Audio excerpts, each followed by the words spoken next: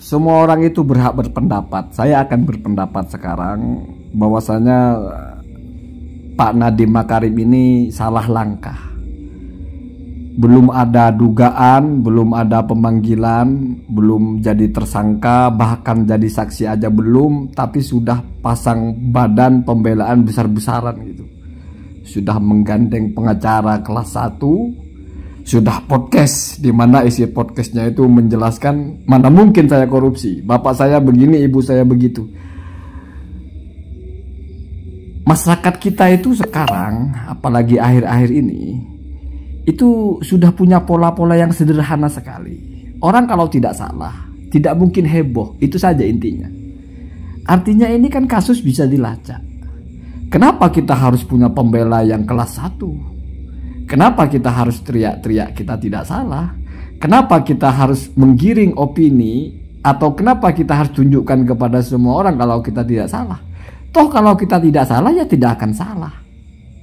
Apakah Kejagung itu posisinya bisa menentukan orang salah dan tidak salah secara keinginan dia, sehingga ini menjadi sebuah perang, sehingga orang-orang yang akan berhadapan dengan Kejagung itu harus punya backing gitu, harus punya pengacara yang top, harus menyampaikan opini kepada publik. Ini kan agak aneh. Kejagung kan bekerja berdasarkan barang bukti, berdasarkan penyidikan. Apa fungsinya meyakinkan orang-orang kalau tidak korupsi? Toh kalau tidak ada buktinya sebagai koruptor ya tidak korupsi. Kalau ada buktinya ya korupsi. Apa ini mau diarahkan kepada voting gitu? Jadi sebelum apa-apa sudah muncul narasi-narasi saya tidak mungkin korupsi. Saya begini, saya begitu. Sudah menjelaskan, ngambil stat gitu. Padahal korupsi atau tidak itu saya kira nggak masalah mungkin atau tidak. Juga nggak masalah saya anak siapa. Juga nggak masalah saya dibela siapa. Kalau misalnya korupsi atau tidak pada akhirnya diputuskan oleh keberhasilan menyampaikan narasi yang membuat orang lain yakin dia tidak korupsi, atau keberhasilan kerja pengacaranya membela dia tidak korupsi, ya gelap sekali bangsa kita. Artinya orang-orang yang punya kekuatan untuk apa bahasanya ya, untuk bersuara di corong-corong yang memang laris ya, di podcast itu dia bisa sampaikan di situ narasi-narasi yang mungkin menyentuh lah, atau dia bisa handle pengacara-pengacara dengan bayaran mahal lah. Selamat semua nanti. Ini agak membingungkan sebetulnya. Kalau yang dipanggil kan baru staf susnya. Nah ini kan saya tukang roasting, jadi saya roasting aja ya. Kira-kira mungkin nggak status korupsi, tapi menterinya tidak? Ya mungkin saja. Mungkin saja kalau status, mungkinkah kalau statusnya korupsi, menterinya korupsi? Mungkin juga, bahkan lebih mungkin. Semuanya mungkin. Maka tidak perlu ditentukan, oh ini sudah korupsi, sudah pasti. Tidak perlu. Semua, ya saya suka dengan penyampaian dari Kejagungnya itu. Ya tunggu saja. Tidak penting itu opini di luar itu. Mengklaim ini, mengklaim itu. Tidak penting itu. Semuanya berdasarkan bukti dokumen. Ini sudah diuji layak atau apa, harganya sesuai atau apa. Tidak penting itu. Artinya ini bukan kita sedang voting. Ini bukan kita sedang mau mencari opini publik lebih percaya kemana. Enggak itu. Ini masalah hukum. Ini masalah ada datanya atau tidak. Ini masalah ada buktinya atau tidak. Ini masalah ada pelanggaran atau tidak. Ya mungkin Bang Hotman itu gratis ya. Kalau bayar, untuk apa bayar mahal-mahal? Untuk membela diri. Membela diri dari apa? Apakah Kejagung itu bisa membuat orang itu bersalah kalau tidak punya bukti? Artinya orang yang tidak bersalah apakah bisa Kejagung atau kejaksaan itu memposisikan orang menjadi bersalah padahal tidak ada bukti kesalahannya? Artinya begini, kita bicara ideal dulu. Seseorang yang tidak bersalah tidak akan ada bukti dia bersalah.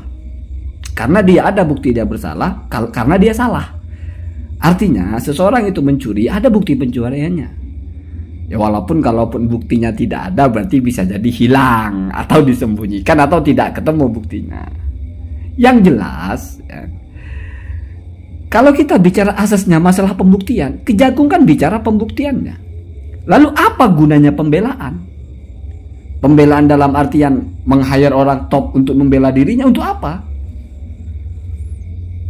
Apalagi podcast menjelaskan saya tidak korupsi atau apa gunanya kira-kira ya. Justru ini akan mengarahkan kalau saya baca komen-komen. Nah, ini seperti orang mau perang aja gitu. Kalau orang mau perang itu berarti sudah tidak ada yang benar dua-duanya. Jadi dianggapnya pemberantas koruptor itu memang sengaja mau memposisikan orang ini sebagai koruptor. Kira-kira kan begitu, sehingga walaupun saya tidak salah, saya butuh pembelaan. Karena pihak yang bisa menetapkan saya bersalah atau tidak bersalah itu bisa tidak fair. Nah, itu kan jadi buruk semua akhirnya. Ini berarti kan penegakan hukumnya itu bermasalah atau Kejagungnya bermasalah. Sehingga orang kalau sudah berurusan dengan Kejagung harus punya pembelaan dari pengacara top. Kenapa? Karena Kejagung bisa saja membuat kita bersalah walaupun kita tidak bersalah. Berarti bisa merekayasa bukti. Sehingga kita harus mengimbangi rekayasa mereka dengan kita punya pengacara. Wah, gelap kalau begitu bangsa kita, gelap sekali.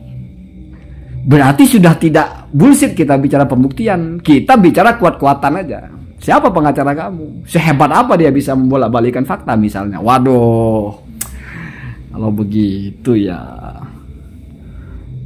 saya kira nggak begitulah. Bangsa kita ini nggak gitu. Saya masih yakin lah gitu ya. Walaupun ini ya mungkin dari sekian banyak ada dugaan-dugaan korupsi, baru Bapak Nadiem Makarim ini yang sudah payungnya sudah besar sebelum ada hujan gitu. Belum juga ada jadi saksi aja belum. Dipanggil juga belum. Tapi sudah konferensi pers, ya sudah press conference ya, konferensi pers. Terus sudah menunjukkan kepada publik siapa pengacaranya. Terus gak lama setelah itu sudah podcast aja di podcastnya Kang Deddy. Waduh, apa mau menerapkan no justice no viral no justice mungkin ya. Jadi kadang-kadang memang ada pola-pola yang ya mungkin tidak ideal, bahkan mungkin inkonstitusional lah, mungkin tidak legal lah, tapi real terjadi gitu. Kalau tidak viral, tidak ada keadilan, artinya ditutup kasus itu. Tapi karena viral diusut lagi, kan sering terjadi seperti itu. Walaupun itu kan sudah melenceng sekali dengan asas hukum. Asas hukum itu kan mau viral mau tidak ya dikaji, diusut ya diusut. Kalau belum tuntas ya tuntaskan, nggak masalah viral atau tidak. Tapi pola sekarang kan terjadi seperti itu. Kalau sudah disorot, sudah jatuh ke tangan netizen, nah udah selesai masalah. Nah, jangan-jangan dipikirnya Pak Nadiem Makarim ini ketika sudah lebih dulu berkomunikasi dengan netizen, jadi press conference itu dan juga podcast itu intinya kan berkomunikasi dengan netizen, berkomunikasi dengan rakyat. Padahal masalah hukum apa hubungannya dengan rakyat? Mestinya kan komunikasinya dengan pihak-pihak terkait. Tapi kok alih-alih datang kepada itu menjelaskan, tapi enggak, malah bicara di luar. Oh, berarti mungkin mau pasang jangkar di netizen, saya ini begini posisinya. Tapi sekarang orang-orang itu, netizen itu banyak kan nyinyir. Gitu masalahnya. Kalau langkah kayak Pak Nadiem Makarim ini, saya kira netizen malah justru lebih ke wah, ini mah udah ketahuan salah, belum apa-apa udah bela diri gitu nanti. Makanya saya bilang itu salah langkah ya. Nah, kita tunggu saja bagaimana hasilnya ya. Allahumma dinna